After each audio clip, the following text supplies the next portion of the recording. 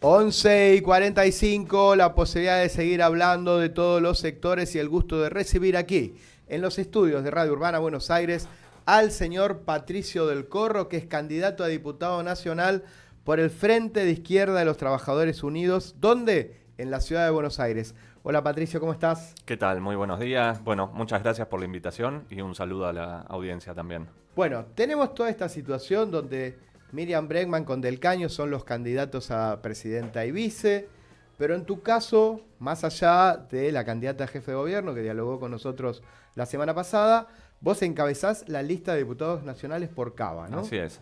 Bueno, Sí.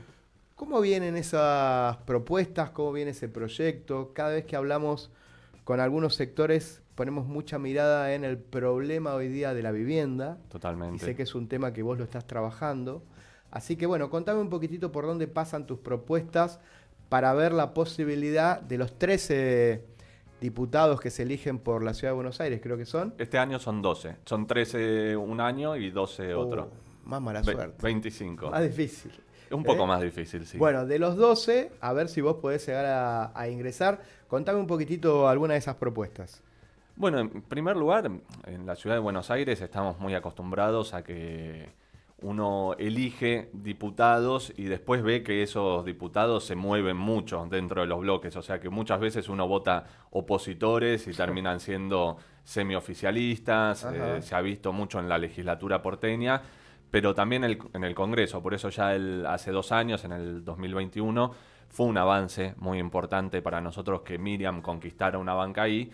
Porque bueno, sabés que sea quien sea el gobierno, los diputados, diputadas de izquierda, vamos a estar y vamos a tener los mismos valores y no vamos a andar saltando de barco en barco. Y vos lo decías bien, hay puntos que por esto me parece que es muy importante. ¿En qué sentido? Se está discutiendo mucho la ley de alquileres y el problema de la vivienda.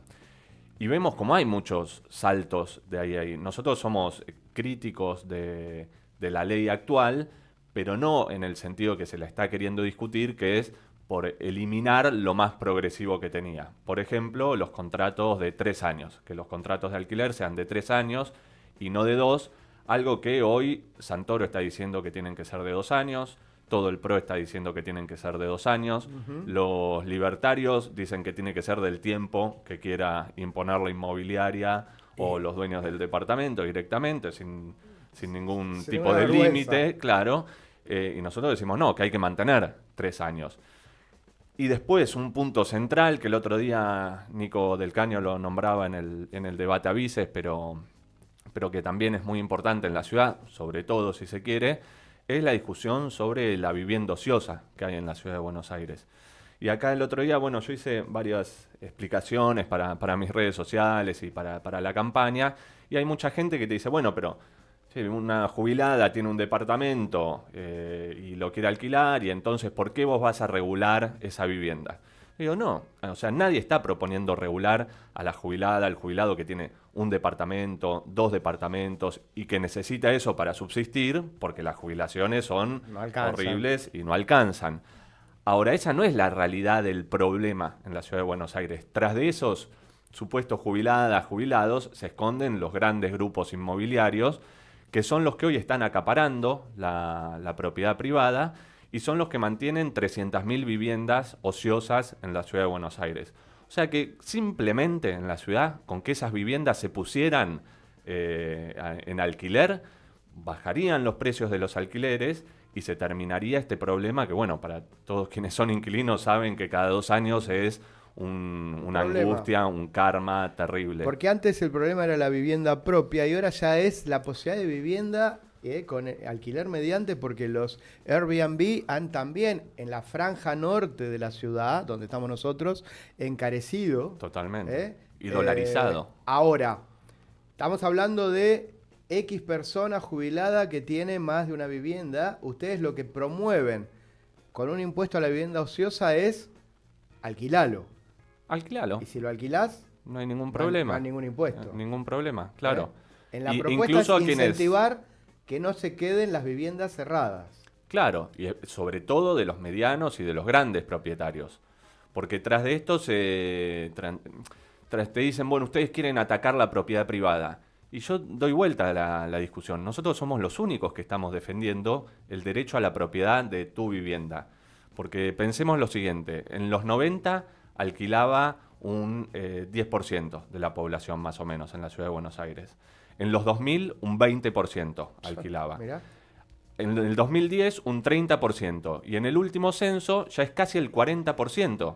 O sea que cada vez es más cada vez hay menos propietarios en la ciudad de Buenos Aires. Entonces, si seguimos con esta tendencia, en 20 años vamos a tener una ciudad donde todos alquilamos a los precios que nos pongan un par de grupos inmobiliarios porque esa propiedad se va concentrando. Sí, y el que puede aparte, porque en general cuesta un montón. Toma el cafecito tranquilo que si no se enfría, y vi que ahí estabas con ganas de tomar este café rico que nos da la producción. Lo que decía es, y después el que puede, por toda la cantidad de dinero que hay que reunir y el que consiga una oferta, porque en este momento hay una sobredemanda de alquiler en una complicación real respecto de la posibilidad de alquilar, que mucho se ha complicado en relación a la inflación. Hay que decir que todavía está vigente la ley de contrato de alquileres de 3 años, porque la otra puede tener alguna modificación en el Senado esta semana, y como viene la mano, ayer lo escuchaba a Mayans va a volver a diputados. Claro, o sea tiene que que volver. Eso, por ahora, digámosle a la gente que si vos estás por alquilar algo, rige la ley actual de 3 años hasta que se conozca la nueva posibilidad de ley que tiene media sanción en diputados. ¿Cómo viviste toda esta serie de anuncios de masa en relación a devolución de IVA de alimentos, la cuestión de ganancias? Es claro lo que votaron ustedes en la Cámara de Diputados, en ese caso de acuerdo con lo que Massa planteó. ¿Cómo estás viviendo toda esa situación de los anuncios del ministro candidato? Bueno, hay distintos niveles de anuncios. Nosotros obviamente somos parte de quienes siempre hemos peleado, sea cual fuera el gobierno, que el salario no es ganancia. Claro. Y dividiendo también lo que son trabajadores bajo convenio, que tienen salarios altos, pero que son trabajadores que han conquistado esos convenios, de, por ejemplo, los jueces. Nosotros estamos a favor de que los jueces paguen impuesto a las ganancias. No así los trabajadores del Poder Judicial, los que son empleados, digamos, de planta. Hay una división ahí es muy increíble importante. Que los jueces de la nación no pagan ganancias y a partir de determinado monto que podría llegar a ser su salario, debieran pagar. Claro. Y si es a partir de un palo 770.000, como ahora queda, bueno, que sean los que ganan a partir de ahí, que no sé cuántos son, pero es increíble. La enorme mayoría. La enorme mayoría, ¿cuánto gana sí. un juez? No sé. No, y un juez está arriba, más cerca de los 2 millones de pesos en general que del millón. Es así. Bueno, entonces... Y en general el secretario del juzgado es el que hace todo. Sí, y además se intenta mezclar, cuando se pone eso en discusión, se intenta mezclar con los trabajadores de planta en general. Y nosotros decimos, bueno, una cosa son los jueces, que incluso son electos por el poder político, pero deberían ser electos, desde mi punto de vista, por el voto popular. Y otra cosa muy distinta son los jueces. Y después con el tema del IVA, me parece... Obviamente, es progresivo que se le devuelva el IVA a la canasta básica, a la mayoría popular, trabajadores, jubilados, jubiladas. Sí. El problema es que eso es limitado por un tiempo, pero creo que lo interesante es que está demostrando que muchas veces se habla desde la derecha del problema de los impuestos en la Argentina. Y si vos lo tomás para los sectores populares, es verdad. Pero es verdad porque la Argentina tiene una estructura impositiva muy regresiva. O sea, que el IVA sea el 21%, que es el mismo IVA que pague Paolo Roca si va a comprar un paquete de galletitas, que una madre que es sostén de casa único y paguen el mismo impuesto, el mismo monto. Por lo mismo, bueno, hay una desigualdad muy grande. Y después lo que son ingresos brutos, uno ve que las empresas dicen pagamos un montón de ingresos brutos y cuando se detiene a ver grandes empresas cuánto terminan pagando de verdad de ingresos brutos cuando hacen todas las maniobras contables, y es el 0,5, el 1% de sus ganancias. Entonces, cuando nos hablan de que nos asfixian los impuestos, se quiere usar un sentimiento que es muy legítimo, porque al que tiene un comercio, un pequeño comercio o un monotributista que paga por trabajar, te revientan los impuestos. Total. Pero no es así para los grandes empresarios, que evaden o que los dibujan. Entonces, Nosotros decimos, menos impuestos, sí, para los sectores populares, para los trabajadores. Los grandes empresarios se la están llevando de arriba. Bien. La propia Cristina, que habló el otro día en la UMED, en Valvanera, planteando la reedición de un libro del diálogo de Torcuato Di Tella con Néstor, planteó que el acuerdo con el Fondo Monetario y la falta de dólares es parte de este proceso inflacionario insoportable que estamos viviendo argentinas y argentinos de más del 100%. Fondo Monetario, ¿no? Relación con el Fondo Monetario desde la izquierda. ¿Qué plantean ustedes en la plataforma? ¿Qué hay que hacer? En primer lugar, un desconocimiento soberano de la deuda y avanzar en una investigación, que es lo que este gobierno dijo que iba a hacer cuando asumió. Alberto Fernández lo dijo claro en el debate. Dijo, Macri, la deuda del FMI se la fugaron tus amigos, y abrió una causa judicial apenas asumió. La causa judicial se cajoneó, obviamente, Es increíble. y la propuesta de investigar no quedó en ningún lado. De hecho, el presupuesto del año pasado, porque este lo están mandando ahora supuestamente, dice en su punto 4, creo que es, en los primeros puntos, que el presupuesto está regido por las negociaciones con el FMI. O sea que en Argentina ya está claro que la economía argentina tiene un cogobierno con el fondo. Nosotros decimos, eso no puede ser, porque somos una nación soberana y nosotros tenemos que ver cómo administrar nuestras cuentas y de mejor manera. En segundo punto, la deuda la consideramos que es ilegítima e ilegal. Esto, incluso los mismos funcionarios del fondo han salido a decir que fue un préstamo que no pasó por ninguno de los controles que debería pasar. En Argentina, En esa cantidad de dinero, ¿no? Es increíble. en un monto récord. Y esto, digo, es importante, porque nosotros venimos insistiendo con el tema del fondo, pero recién a finales de este año que entra es cuando se van a empezar a sentir los pagos fuertes, que son más o menos 10.000 millones de dólares, y después va subiendo. O sea que lo que vivimos hasta ahora no es nada comparado con lo que nos espera. Entonces, ¿cómo se va a pagar? En el mejor de los casos hay que renegociar sí o sí. ¿Cómo se va a pagar, no? ¿Cómo se va a pagar? Bueno, y entonces nosotros, hay muchos países que están en una situación similar. Hay una situación financiera complicada a nivel internacional, muchos países acuciados por la deuda, y nosotros también tendríamos que tener una política de unirnos con esos países y sentarnos a discutir de conjunto, bueno, ¿qué hacemos con estas deudas? Que además son mecanismos de sacar capitales. Cuando uno habla de fuga de capitales o el problema de la deuda en Argentina, para que se entienda, el PBI más o menos de Argentina, dependen las devaluaciones, pero en un contexto más o menos normal son 400.000 millones de pesos. Argentina en la democracia ya ha pagado 600.000 millones de pesos de deuda. Y seguimos endeudados por otros 400.000 más o menos.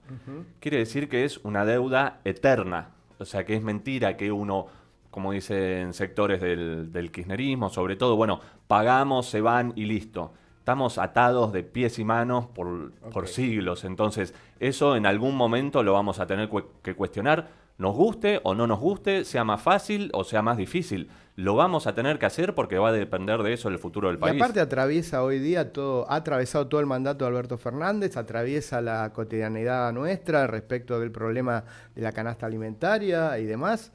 Está clarísimo que, así como están las cosas, es muy, muy complicado y muy peligroso. Aparece una candidata a vicepresidenta como Victoria Villarruel en La Libertad Avanza. Sí. La verdad que todas las personas que a lo largo de tantos años, en mi caso tuve la suerte de ver los 40 años de democracia por la edad que tengo, quedamos como sorprendidos que alguien que tiene ese pensamiento ocupe primero una candidatura, porque alguien que directa o indirectamente reivindica la dictadura, yo creo que no debiera poder tener la posibilidad de tener un cargo electivo, y ella ya es actualmente diputada. Es algo que debiera revisarse más allá de que puede ser polémico. Cualquiera que reivindique el nazismo en Alemania no puede tener un cargo electivo. Y tiene posibilidad de ser vicepresidenta de la Nación y manejar el Senado desde ahí. ¿Qué hace el campo popular hoy día, de acá al 22 de octubre, para mantenerse activo en esta cuestión de generar conciencia? Porque hay otra cosa que dijo Cristina, que hoy no vamos a tener el tiempo de escucharla, que es, y yo comparto, no se enojen con los votantes de Milei. Porque deben tener una razón que probablemente no pase por ahí, ¿no? Sí. Bueno, te escucho, Pato. Me parece que hay un problema que es político, a ver, y lo podemos tomar de distintos lados. Para empezar, por el más urgente, si se quiere, que es qué hacemos para enfrentar estos sectores. Me parece que la clave es la movilización y que eso se ha olvidado mucho o se ha desincentivado mucho.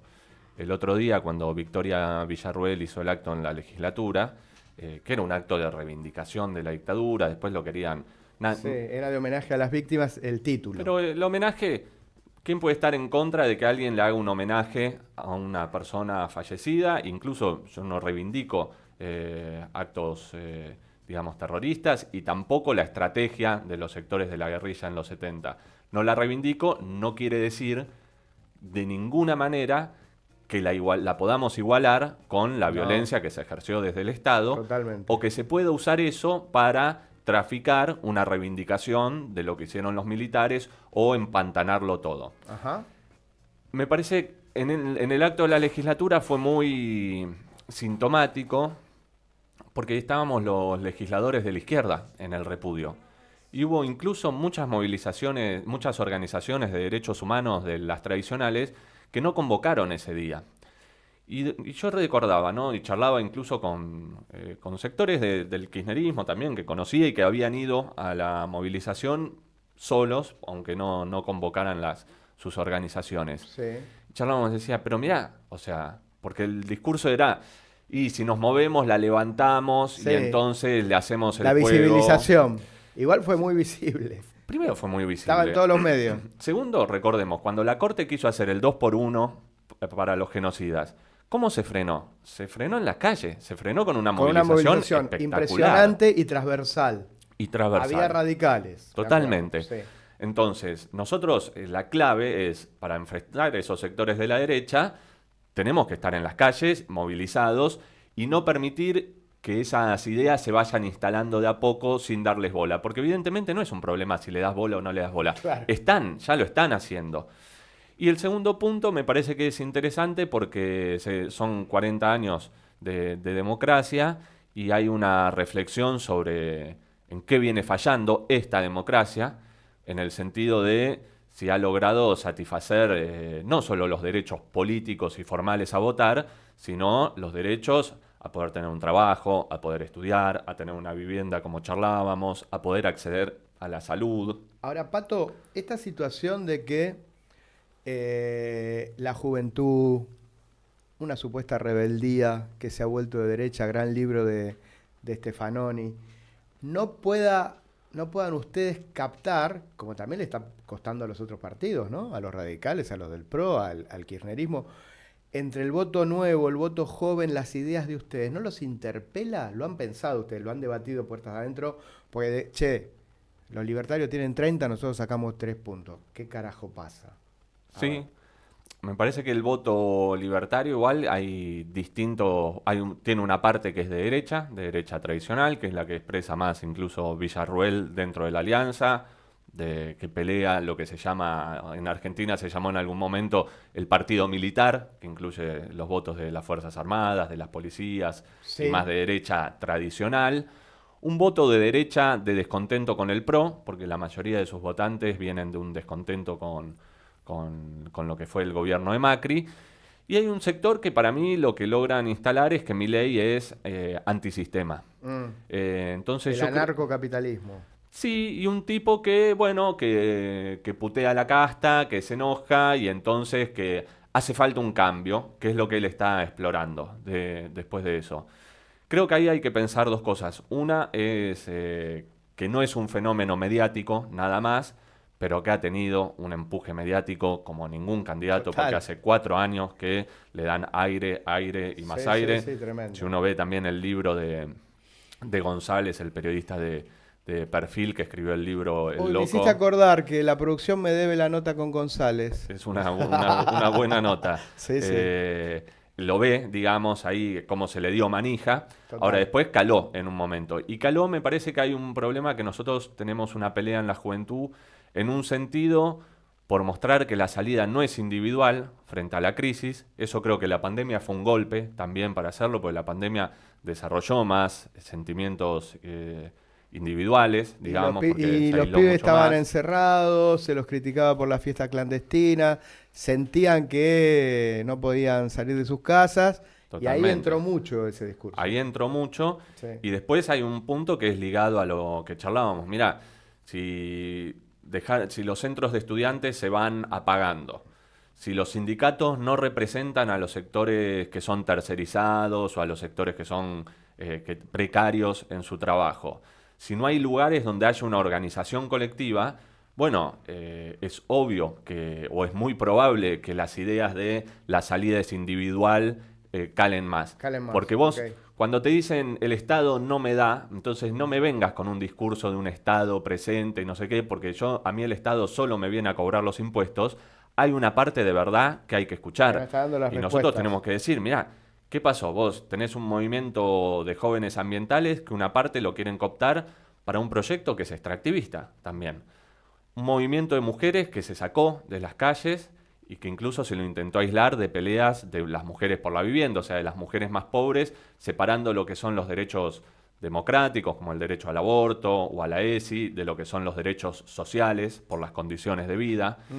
Con el movimiento de derechos humanos que charlábamos, también se lo sacó de las calles. A los sindicatos se los sacó de las calles y se los hizo corporaciones que solo defienden su interés, casi que el de sus dirigentes. O sea, no sé, ahora vemos las notas con los sindicalistas y dicen, bueno, si van a mantener o no la plata de las obras sociales. No hablan de paritarias, no hablan de la tercerización, no hablan de lo que le pasa a la base de los trabajadores.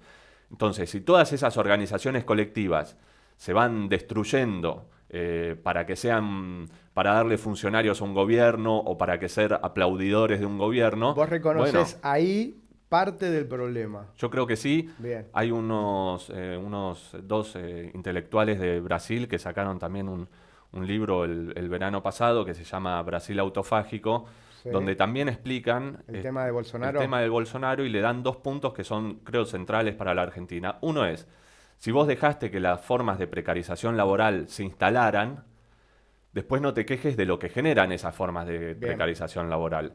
Y el segundo es, si vos sacaste a los movimientos populares de las calles, después no te quejes que no hay como fuerza para enfrentar esos sectores. Bien, ahí me dicen que Massa va a estar en el hospital de Garín. Avísenle a Cere que está ahí en el móvil. Mirá este número. ¿Qué dice? 833, periodo 3. ¿Te suena? 833 son los votos que necesita Pato para ser diputado. Ahí está. Es 8 puntos porcentual 33, que es cuando un consejo deliberante tiene representación para que entre un concejal. Si te gusta lo que estás escuchando de Pato y lo querés votar a Pato, ahí está saliendo, Cresta. 833 es lo que necesita de volumen de votos.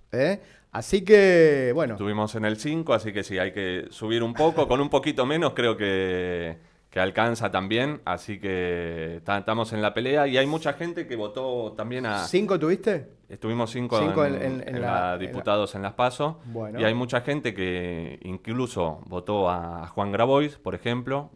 Algunos van a votar la lista completa del Frente Izquierda. Y a otros también les decimos, mirá, en el Congreso... ¿Qué voces crees que estén? ¿Crees que haya voces que sabés dónde van a estar, que sabés qué valores tienen, o rifarlo a...? Al final, el tema del voto con la computadora va vía... Se fletó. Pero no hay sábana, ¿no? ¿Son 2 boletitas por ahora? Son 2 boletas de papel. Y vos estás en la de Miriam. En la nacional, exacto, que es la de presidente, diputado y Parlasur. Bien. Patricio, gracias por esta entrevista y por venir hasta acá. Vamos a leer esto en nuestro portal La Noticia Web. Hemos streameado en YouTube. Está ahí la entrevista. Y cuando quieran llamen al próximo entrevistado que estamos a full. Bueno, gracias por estar acá y seguimos en contacto. Muchas gracias a ustedes por el espacio y bueno, muchos éxitos para continuar con el proyecto. Patricio del Corro, candidato de la izquierda en la Ciudad de Buenos Aires a diputado nacional en la lista de Miriam Bregman y Nicolás del Caño. Pequeña pausa, ya volvemos.